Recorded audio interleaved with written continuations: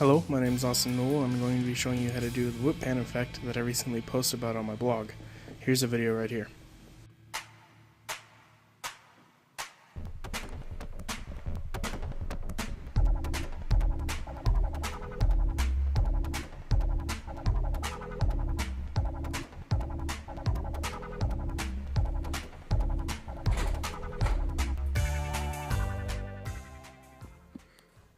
Alright, to get started, I pulled my footage in. I have 5 different clips for this.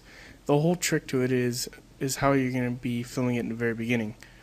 Right here I have the person I'm filming in the very first shot, and what I'm going to do is I'm going to pan over to where I want him to be in the next shot after the pan. So right there he's not there, but all I really need is this whole blurry section in between. This is the actual pan. Now what I'm going to do is I'm going to cut in between the pan of these 2 shots. So here's the first shot, pan, there's nothing there. The second shot, I start off where he was at, just a little bit of camera movement, do the same exact pan, and I move to where he is initially going to be after that. And so what I'm going to do is I'm going to cut in between somewhere around here. This will give me a good section to cut between because it's the most blurry. Okay, and now the rest of the shots are going to be basically the same. I just have them moving on through different parts of the scene. And so the total of what I have is 5 different shots. So we'll start off with the first 2. Make sure your composition is the same as what your footage is. Mine's 1920 by 1080 at 30 frames a second. And I know my time is going to be longer than this, so I'm just going to make it 30 seconds.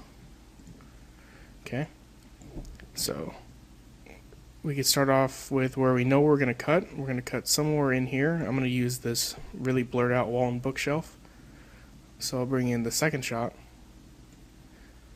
line it up to where it has the same blur. So around here. So what you'll do is you'll start with the first shot. That wherever your actor is before you start panning. And then what you're going to do is you're going to cut to the next video that has where your actor is moved on to the next shot. So all it really is cutting right in between 2 different shots. Just you can't tell because it's so blurry because of the shutter speed. So what it is, if I ran preview this,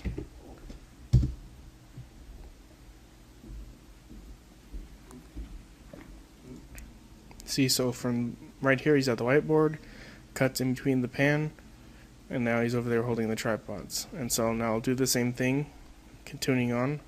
So here's where the most blur is, and I can use this line as a center point for where I'm going to add the next shot in. So just scrub around until you find that same blurry moment. So I'll say about right there. So this is where you'll start the video, and this is where you'll end the previous one. So as it cuts through, the only problem with doing this with an iPhone, like I did it, was that you can't control any of the settings. You can't control the shutter speed or the aperture. There's nothing you can really control in it.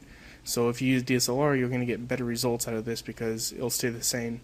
There's more grain over here. There's a certain amount of blur over here, but as you cut in between it, there's probably not as much blur in between. So it'll show an obvious cut. So that's just one thing you have to watch out about. So moving on, here's another mistake that I did that you should avoid when you're trying to shoot.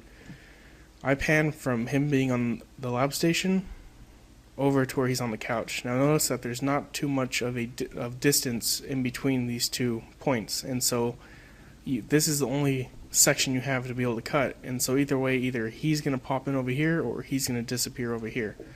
So if I bring in this 4th shot and drag it over, so no matter what, he's going to have to pop up about here. So if we begin the shot right here and end this one, it's going to look very obvious because you can see he's still right here, just very blurry. As we go a page at a time, he pops in and he disappears. So I did this because you don't have much room in between here. So if you're going to do this, you want a lot of distance between panning because this doesn't give you much room to work with. Okay, so moving on, he's sitting on the couch, and then I pan over again. So here's a more preferable one. I pan all the way across the room to show this where he's going to be walking out. So I'll choose somewhere right here because of obvious reasons that is the most blurry. So dragging the last shot, let's say something like that. So we're going to start it. That's where we're going to end the previous shot.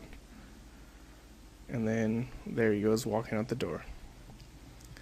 Okay, so that's 5 shots. You can get very intricate with this. You just have to watch out about the 2 little things with using what kind of camera you're using, making sure you can control the settings, and watching out about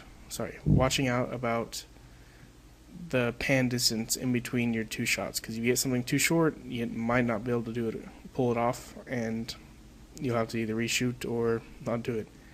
So, there's 5 shots.